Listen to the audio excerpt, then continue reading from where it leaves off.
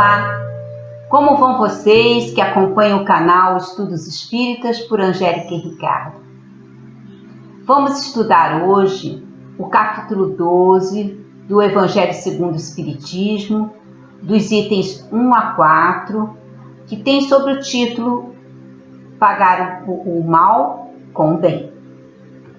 Mas antes, vamos sentar confortavelmente, elevar o nosso pensamento aos espíritos superiores, pedindo que aumente a nossa compreensão, o nosso entendimento para as palavras do Evangelho de hoje, com a prece que Jesus nos ensinou.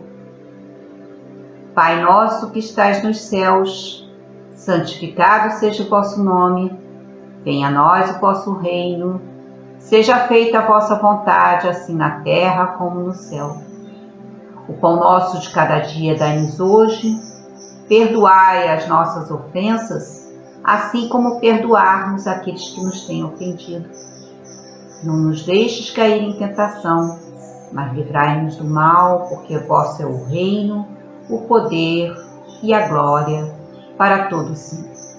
Aprendestes o que foi dito: amareis o vosso próximo e odiareis o vosso inimigo. Eu vos digo: amareis os vossos inimigos, fazei o bem aos que vos odeiam e rogai por aqueles que vos perseguem e vos caluniam, a fim de que sejais filhos de vosso Pai que está nos céus, que faz elevar o sol sobre os bons e os maus, faz chover sobre os justos e os injustos. Pois se não amardes senão os que vos amam, qual a recompensa que tereis? Os publicanos não o fazem também? E se não cumprimentares vossos irmãos, que fazei além do que os outros? Os pagãos não fazem assim também? Digo-vos que se vossa justiça não for maior que a dos fariseus e dos escribas, não entrareis no reino dos céus. Essas palavras de Jesus estão no Evangelho de Mateus, capítulo 5, item 20, 43 a 47. Se vós não amais senão aqueles que vos amam, que recompensa tereis, uma vez que as pessoas de má índole também amam aqueles que as amam?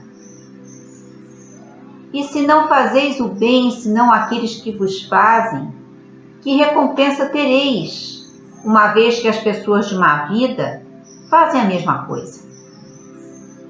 E se emprestais somente àqueles de quem esperais receber a mesma graça, que recompensa tereis, uma vez que as pessoas de má vida também se emprestam mutuamente para receber a mesma vantagem? Mas quanto a vós, amais os vossos inimigos, fazei o bem a todos e emprestai sem nada esperar. E então, vossa recompensa será bem maior, e sereis filho do Altíssimo, pois ele é bom aos ingratos e mesmo aos maus. Sedes, portanto, cheios de misericórdia, como o vosso Pai é cheio de misericórdia. Essas palavras nós encontramos no Evangelho de Lucas, no capítulo 6, versículo 32 a 36. Se o amor ao próximo é o princípio da caridade, amar os inimigos é a sua sublime aplicação. Pois essa virtude é uma das maiores vitórias contra o egoísmo e o orgulho. Aqui encontramos no Evangelho um adendo de Kardec, que fala que a doutrina espírita encontra na física, por exemplo, um de seus enunciados, o fundamento teologal para o crente permanecer no amor e principalmente no amor ao inimigo. Trata-se da teoria de campos. Se não amar a todos, participará do campo do desamor. Participar desse campo é tecer ruptura com o campo do amor. Nessa teoria de campos, não há desvalorização das pequenas ações, porque ela desvela que o todo e a parte são um só corpo. Há sim valorização das pequenas ações. O pequeno bem compõe o grande bem. O pequeno mal compõe o grande mal. A doutrina espírita, portanto, cria o mecanismo das pequenas transformações para alcançar as grandes transformações.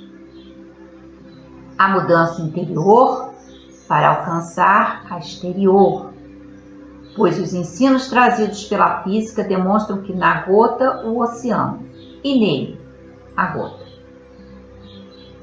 Gostaríamos de definir inimigo, que se encontra em oposição, que se mostra hostil, contrário, funesto, adverso. Força que milita em campo contrário. Na verdade, é aquele que pensa diferente de nós e que devemos respeitar. No livro Luz Viva, de Divaldo Franco, no capítulo Perante Inimigos, Marcos Prisco nos fala: por mais que você procure as razões que lançaram alguém como seu inimigo, não as encontrará. Aliás, nunca há motivos que justifiquem a inimizade. O companheiro que obstinadamente o persegue, de certo, enfermou vitimado pela inveja, não se dando conta, apoiando-se em motivos irreais, com que se justifica a sanha perturbadora. Aquele que o anamatiza, quiçá esteja ralado pelo despeito, por não poder superar os esforços que você desenvolve no bem e se arruína emocionalmente, atirando-lhe a responsabilidade do fracasso. O inimigo, seja quem for, está doente, merecendo piedade e silêncio. Em razão disso, tem reações imprevisíveis, não aceitando diálogo nem se deixando esclarecer. Para ele, os motivos que alega são verdadeiros. Não se desgaste adentrando-se nas faixas que ele estertora, aguarde o tempo. Você ignora o tormento que estruge, em que agasalha a ira, o azedume, a inimizade. Felizmente, não é você quem faz o adversário, razão por que não se deve preocupar. Cada um caminha consigo mesmo, de cuja companhia não pode se evadir. O inimigo se conhece. Se não consegue identificar-se agora na vida, hoje, mais tarde, elucidá-lo-á.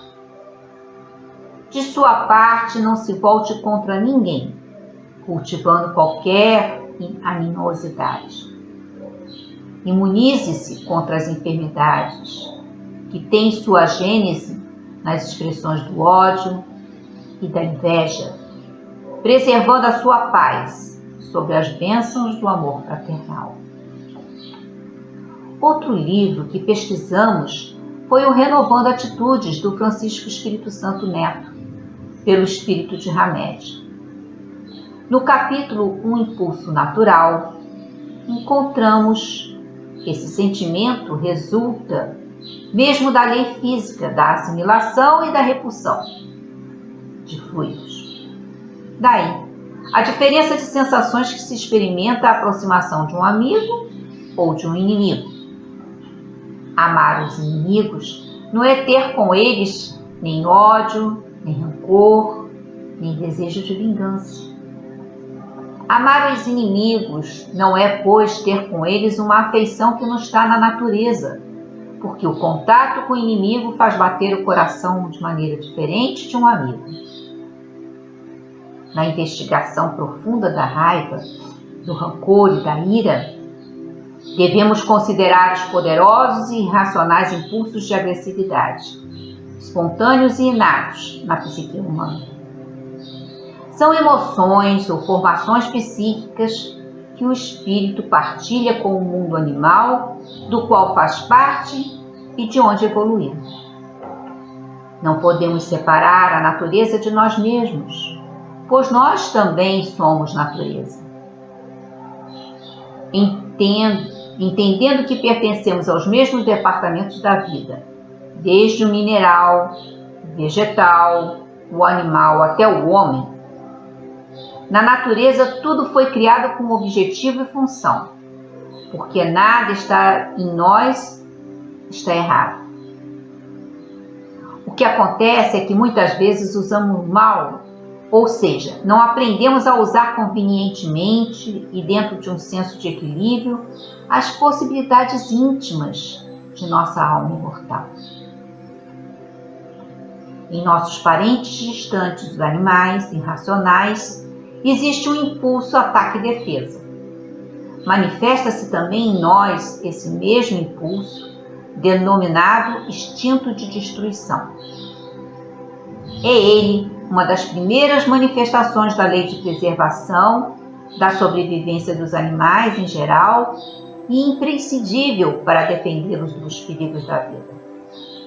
Nos dias atuais, o termo raiva talvez tenha sido interpretado como sendo somente crueldade, violência, vingança, quando na realidade significa primordialmente estado de alerta, visto que essa energia emocional nos aguça todos os demais sentidos para uma eventual necessidade de proteção e apoio a qualquer fato ou situação que nos coloque em ameaça. Esse impulso natural possibilita à nossa mente uma maior oportunidade de elaboração, percepção e raciocínio, deixando-nos alerta para enfrentar e sustentar as mais diversas dificuldades. Ativa os nossos desejos de realização, impulsiona ações determinantes para rompermos a timidez e constrangimentos, encoraja-nos a nos colocar no meio social e estimula-nos à defesa-fuga diante de situações de risco. Todas as vezes que somos incomodados ou defrontados com agressores, o impulso da raiva vai surgir.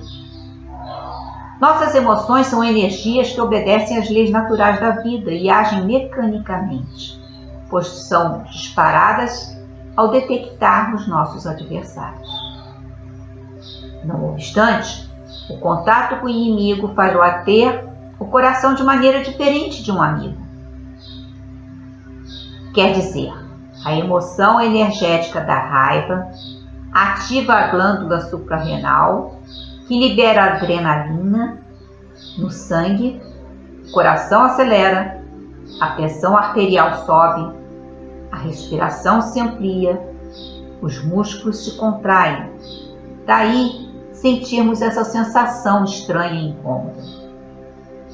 Em síntese, amar os inimigos ou adversários na interpretação do ensino de Jesus Cristo não é nutrir contra eles qualquer ação de vingança ou ódio, nem mesmo desejar-lhes mal algum.